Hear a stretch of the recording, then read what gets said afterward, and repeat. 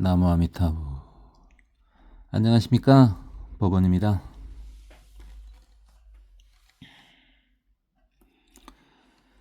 외력이 작용하지 않는 한 충돌이나 폭발이 일어나도 운동량은 보존된다. 그러니까 내가 한 발 앞으로 나가면 나의 그 무언가는 뒤로 가게 되어 있다. 그렇다면은 외력으로 작용하는 것은 뭐냐? 그게 바로 복 짓는 거, 또는 죄 짓는 거, 또는 불보살님들의 가피 등이다.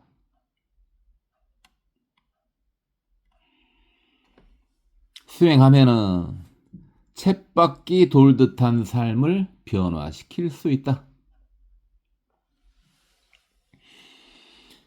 그러니까 어차피 외력이 작용을 해야 된다고요. 이렇게 바른 외력이 작용되면은 우리의 삶이 바뀔 수 있다고요.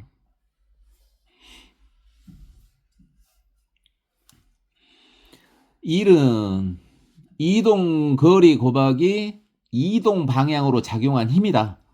이게 힘 곱하기 거리다 이건데요. 힘이 작용해도 이동하지 않으면 일한 것이 아니다. 그러겠죠.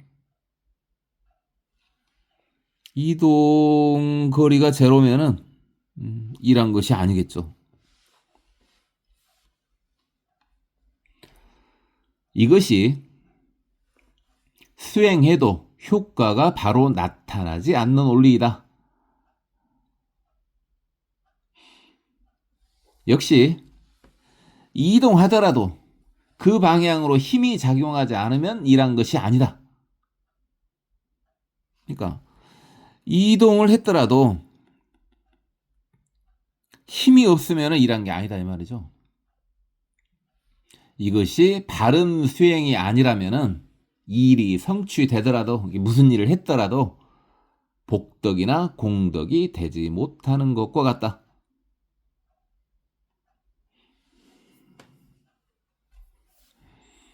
그러니까 지금 내가 힘을 썼어요. 열심히 했어요. 열심히 살았어요. 근데 똑같네. 힘을 조금 더 써보세요.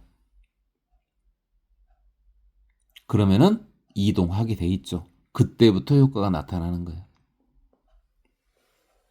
내가 인간인데 아니 10톤짜리 바위를 내가 밀고 있어요. 아무 도구도 사용하지 않고요. 그럼 그게 움직여지겠습니까? 그러니까 뭔가의 효용을 보려면은 일단 가능한 일을 시작을 해야죠. 그래야 효능을 보는 거죠. 근데 10톤짜리 돌이더라도요. 우리가 도구를 사용하면은 움직일 수 있잖아요. 그게 바로 불교예요. 그래서 제가 저번에 그랬죠. 도발적인 발언이지만은 사실 불교도 도구일 뿐이다 그랬죠.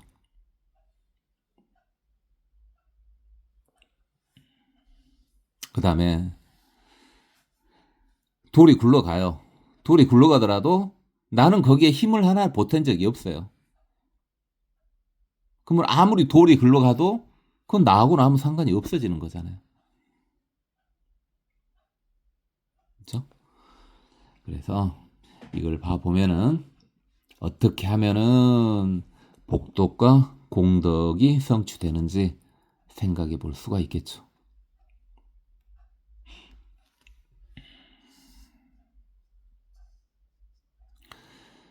전체가 행복해야 하는가? 자신이 먼저 행복해야 하는가?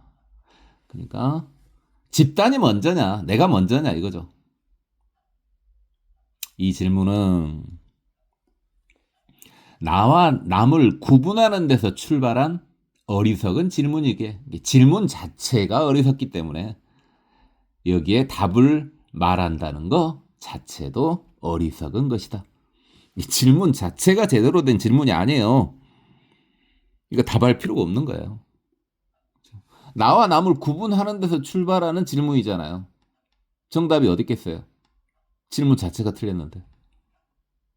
그래서 그 다음에요. 나와 남은 둘이 아니고 하나인가? 라는 질문은 딱 인간 의식 수준의 질문이다. 답은 이번엔 답을 내보죠. 나와 남은요. 하나도 아니고 둘도 아니라고요. 분명히 나와 남은 분명히 차별은 있으나 사실 차별이 없다고요. 그렇다고 차별이 없는 것도 아니다. 자, 이와 같은 질문들이 화두입니다. 부처님만 놓치지 않으면 위 질문들에 대한 생각을 해보는 것도 수행이다. 화두성이죠, 화두성. 이게 화두를 타파하는 방법을 제가 가르쳐 둔 거예요. 첫 번째는 뭡니까? 첫 번째 답은 어떻게 냈어요? 첫 번째 물음에서는 전체가 행복해야 되느냐, 자신이 먼저 행복해야 되느냐 하는 것 자체는 질문 자체를 깨버렸죠. 그 질문 자체를 깨가지고 화두를 타파해버렸어요. 그런데 나와 남은 둘이 아니고 하나냐? 이러한 질문에는요. 대답을 열심히 했죠. 그쵸? 질문은 그대로 놔두고 대답을 열심히 했죠. 이렇게 해서 화두를 깨는 방법도 있습니다. 차별이 있으나 차별이 없다. 이건 말로는 더 이상 설명 안 되지만은 내면에서는 이해될 수 있죠. 이게 화두를 타파하는 방법이에요. 단 여기서 어떤 경우요? 부처님을 놓치면은요. 일단 저 같은 사람은 상당히 고생했어요. 넘어가겠습니다. 물리량은 숫자와 단위로 이루어져 있다. 숫자하고 단위로 이루어져 있다. 예를 들어 1이라는 숫자하고 킬로그램이라는 단위 이런 식으로요.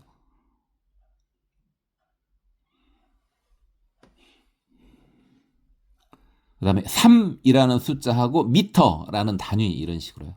이렇게 숫자와 단위로 이루어져 있다고요. 숫자는 물리량의 크기를 알려주고 단위는 물리량의 의미를 알려준다. 이때 방향을 갖지 않는 물리량을 스칼라량, 방향을 갖는 물리량을 벡터량이라고 한다.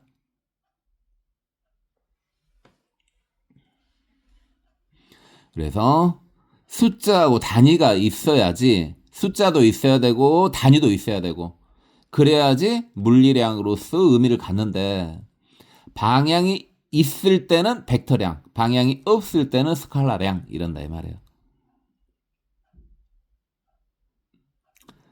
우리가 예를 들어서 뭐 속력 이랬을 때는 방향이 없었죠. 그래서 그런 건 스칼라량. 근데 속도 이랬을 때는 방향이 있었죠. 그런 것은 벡터량이 되는 거죠. 스칼라 벡터를 따지자는 게 아니고 계속 봐봅시다.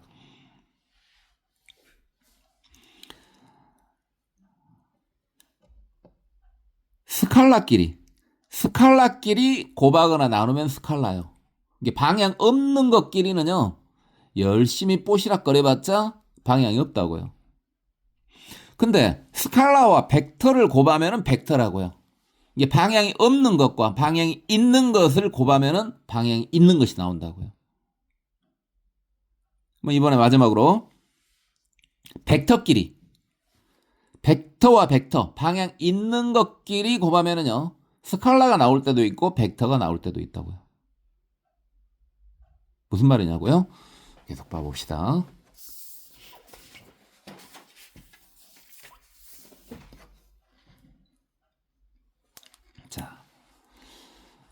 아무리 큰 숫자가 있어도 의미, 즉 단위를 붙이지 않으면 의미가 없다. 숫자만 있어갖고는 안 된다고요. 단위가 있어줘야 된다고요. 의미가 있어줘야 된다고요. 그 다음에 그래가지고 물리량이 됐어요. 근데 물리량이더라도 방향성이 없는 스칼라끼리는요, 그냥 크기의 변화만 생긴다고요. 방향이 없는 것끼리 만나봤자 어차피 의미가 붙는 건 아니라고요. 근데 방향이 없는 스칼라하고 방향이 있는 벡터가 만나면요, 일단 크기도 변하죠. 크기도 변하지만 벡터의 방향 따라간다고요. 원래 벡터는 방향이 있었죠. 거기에 스칼라가 곱해져요. 그러면은 그 스칼라도 방향을 갖게 된다고요. 그 벡터의 방향을 갖게 되는 거죠. 이 방향이 중요하다. 이 말을 하려는 거죠. 방향이 중요하다. 방향이. 그래서 정견이 중요한 것이다. 그러니까 아주 머리도 좋고 복도 많아요. 그런 사람이 있어요. 그런 사람은 일단은 스칼라는 구족된 거죠. 그러면 그걸 어떻게 바른 방향으로 잡아줄 벡터를 만나줘야 되겠죠. 그래서 스승이 중요하다는 거예요. 만약에 머리도 좋고 복도 많은데 잘못된 스승을 만나봐요. 그럼 그 재능을 어디다 쓰겠습니까? 설령 복도 없고 머리도 멍청해요. 그래도요, 제대로 된 벡터를 만나면, 제대로 된 스승을 만나면요, 바른 길로 간다고요. 좀 더 봐볼게요. 아까 말했던 계속이요. 벡터끼리 스칼라 곱을 하면 스칼라가 생기고, 이건 이제 내적이라고요. 계산법도 있죠. 벡터끼리 벡터 곱 외적을 하면 벡터가 된다. 이제 벡터끼리 방향 있는 것끼리 만난다고요. 방향 있는 것끼리 만났을 때 방향 없게 돼버릴 수도 있고요. 또 다른 방향이 생길 수도 있다고요. 그러면은 이건 어떻게 해야 되냐? 우리가 제대로 살면은요. 그래서 제대로 된 수행을 하면요. 나쁜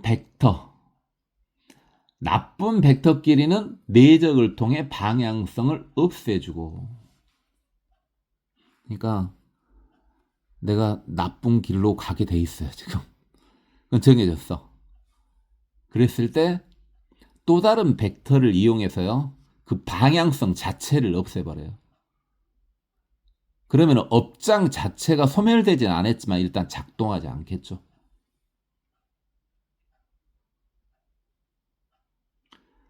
그 다음에 쓸만한 벡터가 있어요.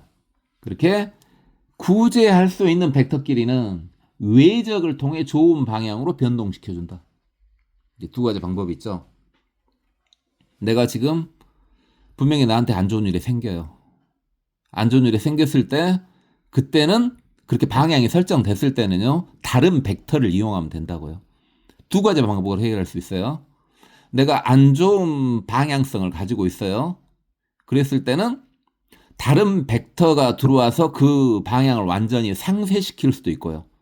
벡터 스칼라 곱이죠. 또는 그게 안 좋은 쪽이긴 한데 약간 틀어져 있어. 좋은 쪽으로 약간 틀어져 있어요. 그러면 완전 소멸시키는 것보다는 그걸 좋은 방향으로 바꿔줄 수 있는 벡터 곱을 하게 되면은 방향도 살아있고 방향도 고쳐지고 크기도 증가하고 이렇게 된다고요. 복잡한 말 아니에요. 쉬운 말이에요. 그러니까 내가 지금 좋은 일 하고 있어요. 내가 좋은 일 하고 있을 때는요, 나도 행복하고 남들도 행복하면 그게 좋은 일이라 그랬죠. 그런 좋은 일을 하고 있어요. 그러면은 지금 좋은 일이라는 방향성이 형성돼 있잖아요.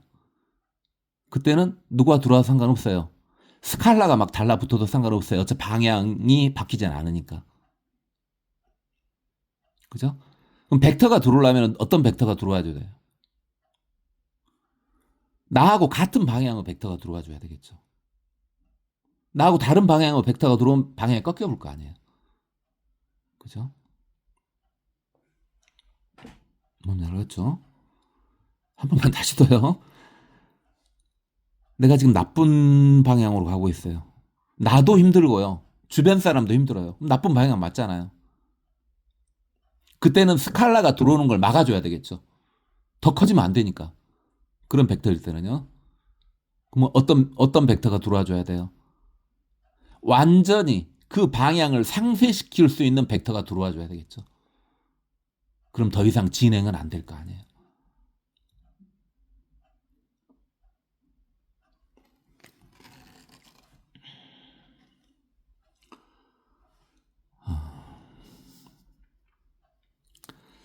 불교는 깨달음을 얻기 위한 종교이긴 하지만 복을 기원하는 기복신앙으로도 매우 효율적인 종교이다. 복은 모든 것의 기본이다. 마치 물리량의 숫자와 같다. 방금 말했던 물리량의 숫자와 같다. 복을 기원하는 것은 매우 중요하다. 복은 믿음에서 나온다. 그러다 보니 내가 복에 대한 언급은 덜 했지만 실제로는 복에 대한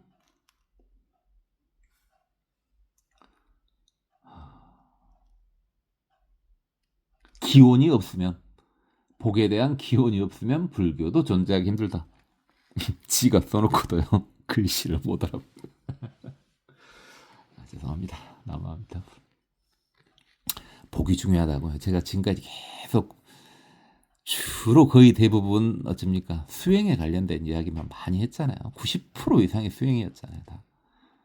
근데 복도 엄청 중요하다고요. 계속 봐볼까요? 인과법에 따라 수행하는 도중에도 복은 꼭 필요하고 해탈이라는 초인과법을 깨달은 후 수도하는 도중에도 복이 중요하며 수행 때도 중요하고 수도 때도 중요하고 그 다음에 중생제도 및 불교 유지에도 복은 꼭 필요하다. 어마어마하게 중요한 거라고요. 복이라는 것이 절대 무시하면 안 돼요. 잘못하면요 어느 정도 수행에 빠진 사람, 저도 이제 그런 오류를 크게 범했습니다만은 수행에 푹 빠지는 사람은 복 그까짓 거 이렇게 생각한다고요. 저도 LS 때는 많이 그랬어요. 철없던 생각이었죠. 누가 이렇게 절실히 좀 말을 해줬으면요. 그래서 저는 좀 말을 좀 잘 들었거든요. 저게 맞는 말인 것 같다 말을 잘 들었어요. 그럼 복도 좀 더 많이 쌓았을 건데요. 여러분은 꼭 복을 지어야 돼요. 정리하면 기복신앙이 빠진 불교는 메마른 철학일 뿐이다. 기복불교 엄청 중요하다고요. 정말 중요하다고요. 기복불교 정말 중요해요.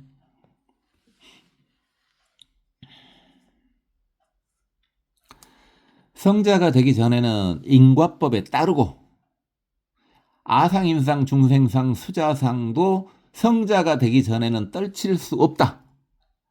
아인, 중생, 수자는 일단은 뭐 저번에 많이 했으니까 일단 건너뛰고, 즉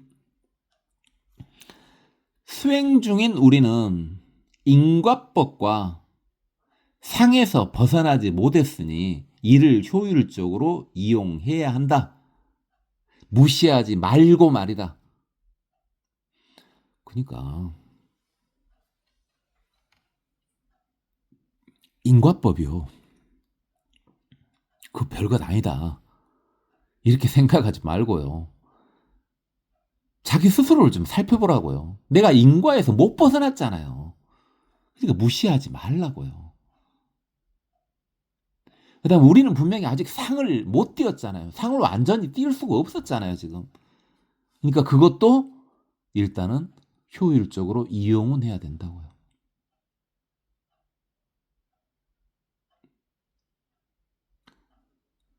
허공에 밧줄 잡는 행동만 하지 말고요. 일단 있는 거 이용은 해야 된다고요. 현실적으로요.